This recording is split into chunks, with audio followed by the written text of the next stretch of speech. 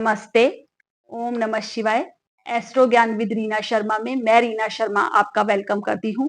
Mangal 7 of June को अपना राशि परिवर्तन कर रहे हैं। अभी वो कर्क राशि में है, अपनी नीच राशि में है और 7 ऑफ जून को वो सिंह राशि में आ जाएंगे, सूर्य की राशि में, अपने मित्र की राशि में, जहां केतु ऑलरेडी है। और 28 ऑफ जुलाई तक मंगल वहीं रहेंगे पूरे 51 दिन तक, और केतु तो पूरे 1.5 साल तक वहां पर रहेंगे। तो सिंह राशि में मंगल और केतु की युति पूरे 51 डेज तक रहेगी। तो ये क्या असर दिखाएगी?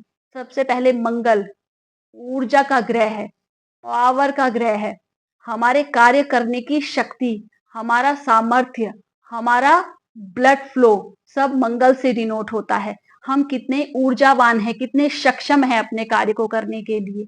मंगल से हमारे छोटे भाई भी डिनोट होते हैं। और मंगल सारी इलेक्ट्रिकल इंजीनियरिंग, मेडिकल साइंस, और जो भी घाव होता है, बॉडी में कोई भी घाव होता है, कहीं पे चोट लगती है, उसका कारक मंगल को बताया गया है।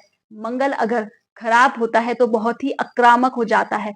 मंगल बहुत ही लड़ाई झगड़े में उतर आता है। जितना भी वाद विवाद होता है, कोर्ट कचहरी के मामले जो होते हैं, उन सब में मंगल का कहीं ना कहीं हाथ होता है। साथ में राहु और केतु भी कनेक्ट होते हैं, लेकिन मंगल का भी हाथ काफी हद तक होता है। मंगल नेतृत्व करने की क्षमता है। मंगल सेनापति है। मंगल अपने हक के लिए लड़ना जानता है। मंगल अपने हक के लिए उसे पाना जानता है। Defence, army, police, electrical, mechanical engineering, सारी बॉडी में जितना ब्लड है, ब्लड प्रेशर है, चिकित्सा विज्ञान, ये सब मंगल से डिनोट होता है। मंगल अग्नि तत्व है और सिंह राशि भी अग्नि तत्व है, और वहां पर केतु भी ऑलरेडी है। केतु क्या है? केतु आध्यात्मिक ग्रह है। केतु मोक्ष का कारक ग्रह है। केतु को दीन दुनिया से कोई मतलब नहीं है। केतु मोक्ष चाहता है। केतु अंधकार है। केतु कट्टरता है, धर्म के प्रति हमारी कट्टरता है। केतु हथियार है। अगर मंगल घाव है तो केतु हथियार है, केतु औजार है। जितनी भी पतली लंबी चीजें होती हैं, जैसे धारदार चीजें होती हैं, वो केतु से डिनोट होती है। जैसे तलवार होती है, लंबे लंबे पाइप होते हैं। तो जब मंगल घाव करता है और केतु हथियार है, तो जब दोनों आपस में मिलते हैं तो बहुत ही विस्फोटक एक ऊर्जा पैदा होती है। तो केतु और मंगल कुल मिलाकर एक पिशाच योग बनाते हैं। घाव का, चोट का लगना, ये सब केतु और मंगल की युति में पॉसिबल हो जाता है। गोचर में मंगल और केतु कुछ ना कुछ असर तो करेंगे, लेकिन मैं आपको जैसे हमेशा बताती हूँ कि लग्न कुंडली में अगर मंगल और केतु की युति है और कौन से घर में बन रही है, इस बात का ज्यादा फर्क पड़ता है। प्लस हमारी महादशा और अंतरदशा, प्रत्यंतर दशा में कहीं पर भी मंगल और केतु की अगर दशाएं चल रही हैं तो उसका असर हम पर बहुत ज्यादा पड़ेगा।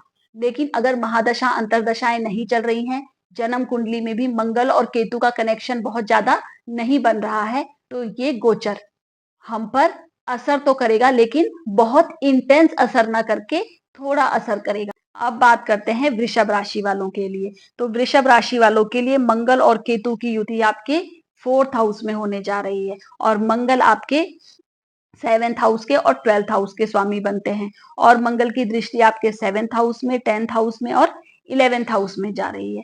तो यहाँ पर मंगल आपके मांगलिक दोष क्रिएट करते हैं। तो घर में गुस्सा आना, स्पाउस के साथ गुस्सा आना, लड़ाई झगड़े होना, ये सारी चीजें आपकी यहाँ पर इस समय बढ़ सकती हैं। मदर की हेल्थ का आपको बहुत ध्यान रखना है।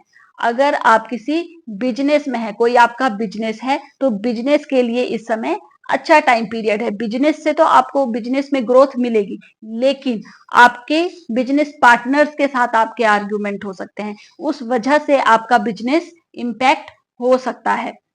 अगर आपका विदेश से रिलेटेड या इंपोर्ट एक्सपोर्ट का कोई काम है तो आपके लिए अच्छा है।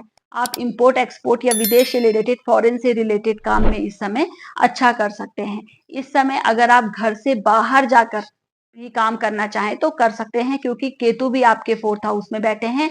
वो वहां पर डिस्ट्रैक्शन करेंगे मंगल की एनर्जी को। अगर आप किसी भी प्रॉपर्टी से रिलेटेड वर्क में हैं तो इस समय आपको उस पर थोड़ा हो सकता है कि प्रॉफिट थोड़ा उस समय कम आना शुरू हो जाए। इस समय आपके 4th हाउस में मंगल और केतु बैठे हैं, तो आप अपने घर में सुंदरकांड का पाठ करवा सकते हैं।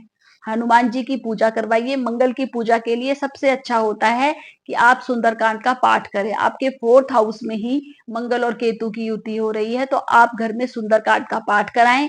केतु के लिए आप गणेश जी को दूर्वा चढ़ाएं, आप गणेश जी की पूजा करें। मंगल और केतु के गोचर का असर कुछ ना कुछ तो पड़ेगा, लेकिन इंटेंसिटी अगेन आपकी महादशा, अंतरदशा और जन्म कुंडली में बन रहे योग पर निर्भर करेगी।